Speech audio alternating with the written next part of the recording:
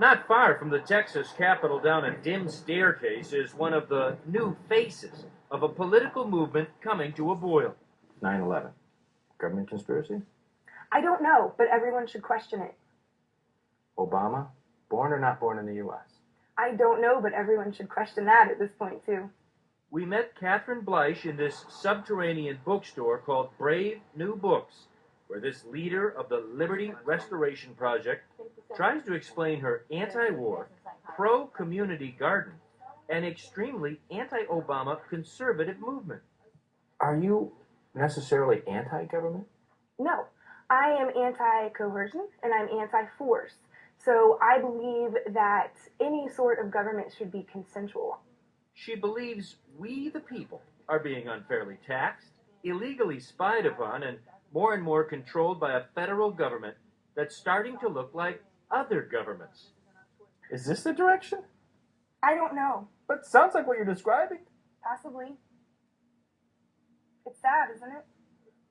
Blush is not a militant, is not violent, but she is a Tea Partier, a patriot, and sees nothing wrong with the growing number of gun-toting militias in this country. It makes me feel safer. If you look around our society, who's actually committing acts of violence right now? Is it the people who are advocating individual gun ownership, or is it our government? You tell me. It's our government. Stuart Rhodes is also anxious about government powers. He's a former paratrooper, a Yale-educated lawyer, and a former congressional staffer. He began a group called Oath Keepers, 8,000 strong now. It's aimed to teach military and police officers, current and retired, to refuse orders they view as violating the Bill of Rights. That's controversial, and many would say a recipe for anarchy. But Rhodes believes it is necessary. They don't get sufficient training on the Bill of Rights. They don't get sufficient training on whether or not they should confiscate weapons, whether they should search without warrant, whether they should detain American citizens. Here in upstate New York, an old hand at anti-government views, Bob Schultz. He's been preaching anti-government rhetoric for 30 years, and he's gotten in trouble trying to convince people they don't need to pay taxes. He sees the new movement on the right not as a threat, but a liberating return to freedom. It's thrilling after 30 years to see so many individuals and groups springing up and beginning to talk about the Constitution. All three share views that are not mainstream, but Blush insists the conspiracy theories aren't so wacky if you learn the truth behind them. Is the government preparing FEMA camps?